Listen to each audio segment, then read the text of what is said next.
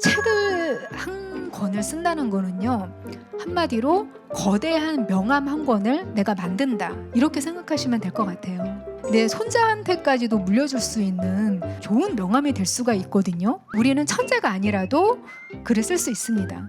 그냥 단순히 단거리 달리기가 아니라 마라톤인 책쓰기. 나는 책을 쓰고 싶어 라고만 생각하실 수 있으면 반드시 책을 쓰실 수 있습니다. 그것만 믿으셔도 여러분은 이미 예비 저자이신 거예요. 안녕하세요. 책을 쓰는 작가 남인숙입니다. 자, 여러분께 오늘 어떻게 하면 평범한 사람이 책을 쓸 수 있을까에 대한 힌트를 드리고자 이렇게 이야기를 준비했습니다. 궁금하시죠? 자, 많이들 궁금해하시는 게 바로 이거예요. 나는 그냥 매일 글을 쓰는데, 내가 재밌어서 글을 쓰는데 이 글이 너무 평범해. 그리고 이 글에 담는 내용들도 너무 평범해. 그리고 이 이야기를 하고 있는 나도 평범한 사람이야. 그런데 과연 이런 나도 책을 쓸 수 있을까? 그리고 내가 지금 쓰고 있는 이런 평범한 글들도 책이 되어서 나올 수 있을까? 이걸 가장 궁금해 하시더라고요. 그런데 100% 됩니다. 예. 한글만 쓸 수 있으면 된다고 저는 사실 생각을 해요.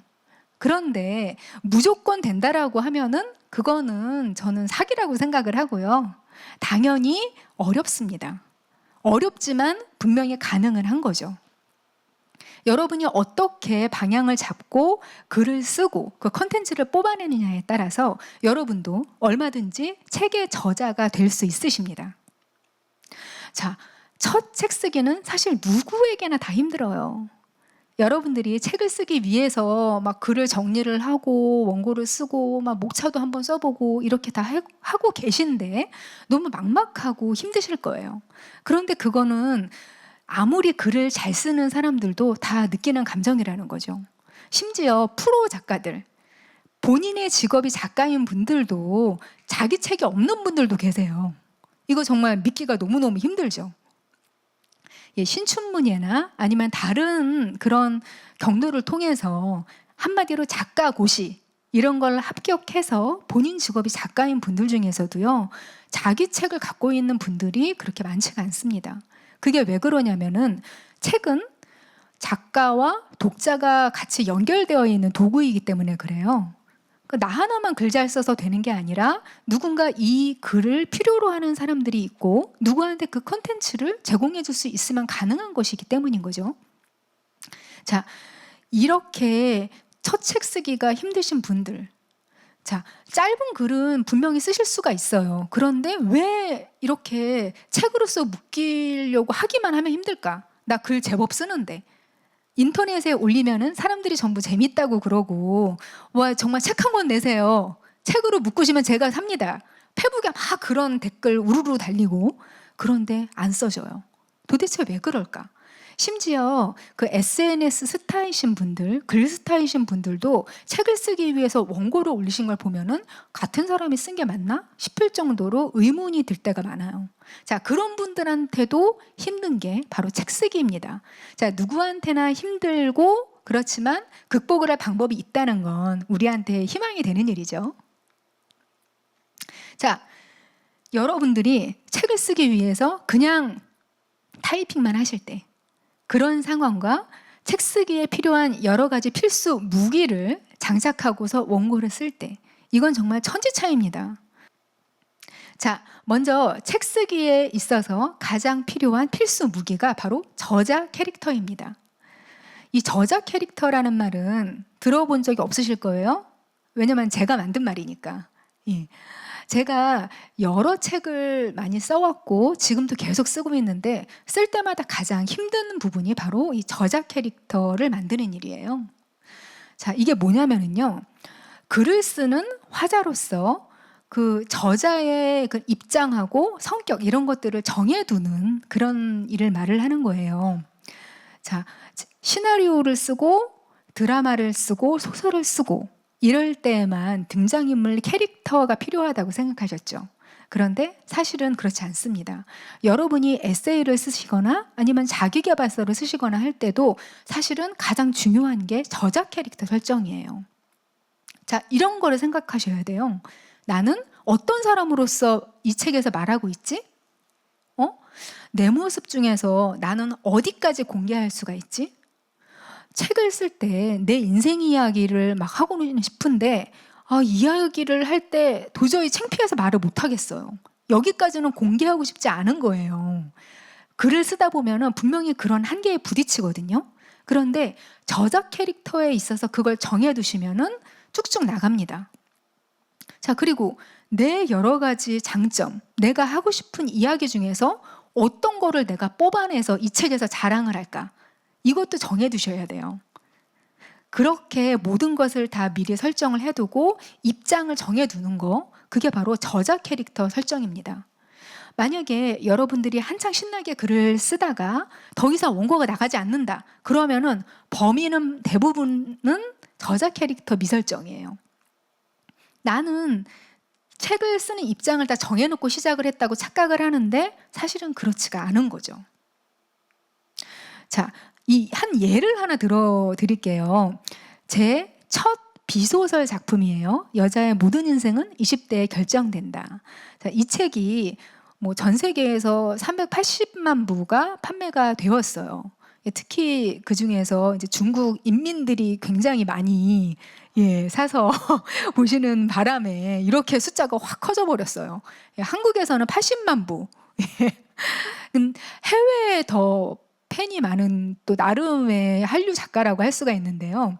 자, 이 원고가 한 장르의 시초가 된 이 책의 원고가 사실 처음에 5개 출판사에서 기획서를 까였어요. 정말 아주 시원하게 확 까였는데, 자, 그리고 나서 어떻게 해서 제가 이 원고를 그래도 출판사에 어필을 할 수 있었냐면은 그 당시에 굉장히 유명했던 인터넷 포털 사이트가 있었어요. 거기에 제가 자유 게시판 아주 인기 있는 데가 있었거든요. 거기에 원고의 일부를 좀 연재를 해봤어요. 그랬더니 댓글창이 난리가 난 거예요. 사람들이 막 악플도 엄청 달고 또 아니 어떻게 이렇게 맞는 말을 써놨냐 이러면서 막 댓글에서 서로 싸우고 난리가 났어요.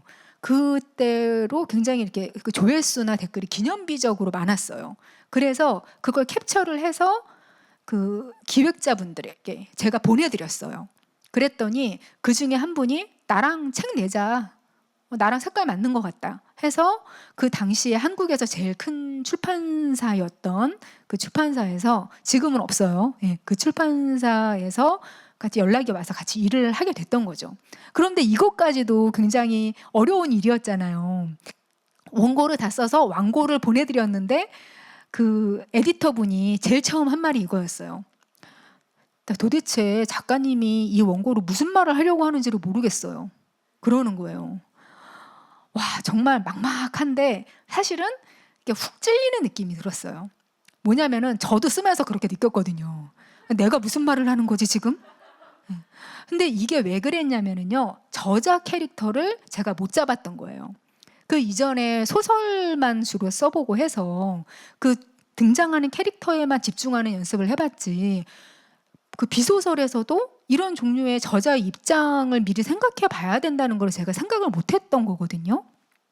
자, 일단은 이 비소설에서 제가 하고 싶은 이야기를 쓰면서 그 저의 인생 이야기도 하는데 아까 말씀드린 대로 제 이야기를 이런 것까지는 하고 싶지가 않은 거예요. 이거 너무 부끄러운데 나는 이런 얘기까지 책에서 하면서까지 작가가 되고 싶진 않아. 사실 이런 마음이 있었어요. 그래서 자꾸 그 미꾸라지처럼 요리조리 피해 나갔어요. 글을 쓰면서. 그러니까 제가 원고 안에 그 등장인물로 들어가 있다가 밖으로 나왔다 왔다리 갔다리 했던 거예요. 저자가. 그랬고 또 내가 이 독자들을 가르치는 입장이 될까? 아니면은 그냥 같은 입장에서 공감하는 걸로 쓸까? 이것도 제가 입장을 정하지 않았던 거예요. 그렇기 때문에 제가 그때 이 원고를 쓰기 시작한 게 20대 후반이었거든요. 아니, 나도 20대인데 무슨 20대를 가르쳐. 이런 생각이 사실은 초고에 녹아 있었던 거예요. 그래서 원고를 제가 그 완고를 써놓고서도 야, 이거는 그냥 고칠 수 있는 게 아니다. 그냥 처음부터 완전히 다시 써야겠다. 그래서 원고지, 그러니까 A4 용지로 100매 분량, 그거를 원고를 전부 다 그냥 버렸어요. 다 홀랑 다 버리고 나서 그냥 처음부터 다시 썼죠. 저작 캐릭터를 완성을 하고 나니까 그때 비로소 원고가 써지고 에디터분이 원고 바로 보시더니 이거 괜찮은데? 예, 바로 얘기 나오더라고요. 그러고 나서 책이 굉장히 이례적으로 인기를 끌었었죠. 마케팅을 안 하고 나서 자기 혼자 팔린 그런 이례 없이 그런 책이었고, 혼자 책이 팔리다가 이거 마케팅 하면은 조금 더 잘 나가겠는데 했다가 나중에 역주행을 한 그런 또 새로운 마케팅의 결과가 된 그런 책이 됐어요. 그게 바로 캐릭터의 힘입니다. 자, 그리고 두 번째 무기가 있는데요. 이건 역시 제가 100권의 책을 거의 쓰면서 완성한 건데요. 트리트먼트라는 개념입니다. 자, 이게 뭐냐면은요, 책의 설계도라고 할 수가 있는데요. 원래는 제가 시나리오 작가를 몇 년 하는 그런 기간 동안에 제가 많이 수없이 만들었던 거예요. 책이 완전히 완성되기 그 직전에 책의 설계도의 모양을 한 것이 될 수가 있는데, 이 트리트먼트라는 게 책의 구성 그 과정과 그리고 자료 수집 그리고 목차 이런 것까지 전부 다 한꺼번에 포괄을 해서 만드는 하나의 문서예요. 그런데 이 문서를 쓰는 데는 창의력이나 뭐 별다른 기술이나 이런 게 필요하지 않아요. 트리트먼트를 만들 때는. 그런데 이걸 일단 완성을 해놓기만 하면 그때부터는 책은 무조건 나옵니다. 예, 무조건 나와요. 그래서 이 트리트먼트를 쓰실 때는 제가 이거 굉장히 좀 복잡하고 좀 기술적인 그런 문제들이 있어서 이런 게 있다라고만 일단은 말씀을 드리고요. 목차와 그리고 책의 그 설계도라는 게 사실은 먼저 필요하다. 우리가 책을 감성적인 도구로만 생각을 해요. 하지만 치밀한 계획이 필요합니다. 그리고 그 계획서가 필요한 거죠. 자, 그리고 책 쓰기의 마지막 무기, 바로 목차를 작성하는 일인데요. 여러분이 기획서를 쓰셔서 출판사에 이제 피칭을 하시잖아요. 그러면은 그 피칭을 하실 때 사실 에디터들이 가장 많이 보는 게 바로 목차입니다. 예, 목차예요. 목차가 바로 책의 전체 뼈대 구성이거든요. 일단은 우리가 어떤 사람의 그 인상착의를 파악을 할 때 사실 그 사람의 전체 실루엣이 먼저 눈에 들어와요. 근데 그게 바로 목차예요. 이 목차를 보고서 책의 전체 성격을 짐작할 수도 있고요. 그리고 우리는 이 목차를 쓸 때 그냥 다른 사람들한테 이 책을 소개하는 용도로만 많이들 생각을 하시잖아요. 근데 사실은 글을 쓸 때 나의 일종의 내비게이션 역할을 하기도 해요. 그래서 목차를 잘 작성을 해놓기만 하시면은요, 여러분은 원고가 한 반 정도 나왔다 그렇게 생각을 하셔도 무리가 없습니다. 그래서 목차를 만약에 설정하지 않고 그대로 책을 쓰시면은요, 글의 균형이 좀 무너지는 경향이 있어요. 내가 어떤 이야기를 어떤 그 비율로 이만큼 쓰고 나머지를 이 정도로 채워야겠다라고 생각한 그 책 전체 내용의 균형이 있거든요. 근데 그 균형이 쓰면 무너져 버립니다. 우리는 천재가 아니라도 글을 쓸 수 있습니다. 그리고 그렇게 하려면은 먼저 목차를 만드셔야 돼요. 예. 그러니까 목차 작성을 꼭 해야지 우리가 원고를 끝까지 달릴 때 훨씬 덜 힘들다는 거, 그리고 필수라는 거, 그걸 알아두시면 좋겠습니다. 책 쓰기에 관해서 궁금해하시는 우리 안 작가분들, 비작가인 분들이 많이 하시는 질문이 뭐냐면은요, 어떻게 하면 좀 소제목을 재밌게 사람들이 읽고 싶게 그렇게 뽑을 수 있을까요? 이렇게 질문을 하시는데요. 여러 가지 유형들이 있어요. 그 이전에 어떤 종류의 글을 쓰셨건 간에 소제목은 그냥 눈길을 끄면 장땡입니다. 예, 무슨 형식 필요 없어요. 뭐 어떤 식으로 소제목을 써야 한다라는 그런 필수적인 과제는 우리에게 없거든요. 그렇기 때문에 소제목을 좀 잘 뽑으셔야 되는데 세 가지 유형이 보통 있어요. 자, 먼저 리드문 형태. 이거는 뭐냐면은요, 그 쓰려고 하는 그런 단락에서 첫 줄과 같은 그런 역할을 하는 걸 그냥 소제목으로 뽑는 거예요. 자, 이 대목에서 가장 중요한 것은 매력이다. 이렇게 시작을 해도 괜찮아요. 그러면은 앞으로 이런 내용으로 이 글을 쓰겠구나 이 사람이 하고 짐작하고서 그 글을 읽기 때문에 이해도가 좀 더 올라갈 수가 있죠. 그리고 호기심 유발형, 예, 이런 식으로 소제목을 지으실 수도 있어요. 매력적인 사람이 사실은 못생긴 사람이라는데 이게 소제목이에요. 그러면 뭐 이런 어처구니 없는 이런 하면서 한 번 더 그 다음 내용을 읽고 싶은 마음도 들겠죠. 근데 사실은 내용이 그게 아니다. 뭐 이런 것들. 이런 게 본문에서 풀어져 나가는 형식이 되면은 사람들이 좀 더 집중을 하면서 읽을 수가 있을 거예요. 자, 그리고 내용 요약형이 있어요. 자, 지금부터 이런 식으로 풀어 나갈 거다, 이 단락을. 그래서 읽을지 말지를 좀 정해주는 거죠. 매력에 관하여. 뭐 이런 식으로라도, 예, 그렇게 요약을 좀 하는 식으로 하는 그런 소제목 뽑는 방법도 있습니다. 그런데 어떤 방식으로든지 그 독자들이 이끌어 들을 수 있겠다 싶은 것을 그냥 뽑아서 쓰시면 돼요. 강박관념을 가지실 필요가 없어요. 예. 책을 한 권을 쓴다는 거는요, 한마디로 거대한 명함 한 권을 내가 만든다, 이렇게 생각하시면 될 것 같아요. 내 이력서고, 그리고 내 인생에서 한 번쯤 남기고 싶은 그런 유산이 될 수도 있을 것 같아요. 나중에, 예, 내 손자한테까지도 물려줄 수 있는 그런 정말 좋은 명함이 될 수가 있거든요. 근데 하다못해 그냥 가족한테만 남기는 그런 POD 출판으로 소량 출판 이런 것도 관심 있는 분들이 많으세요. 이게 노년에.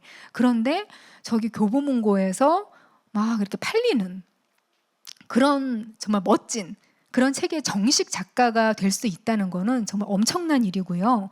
근데 그게 얼마든지 가능한 시대가 되었다는 거는 또 우리 모두에게 희망일 수 있습니다.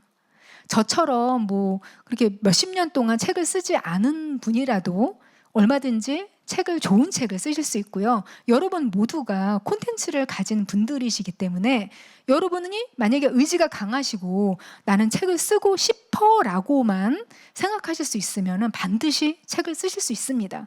그것만 믿으셔도 여러분은 이미 예비 저자이신 거예요. 자, 그냥 단순히 단거리 달리기가 아니라 마라톤인 책 쓰기. 앞으로 많이 기대해 주세요. 제가 준비한 강의는 여기까지입니다.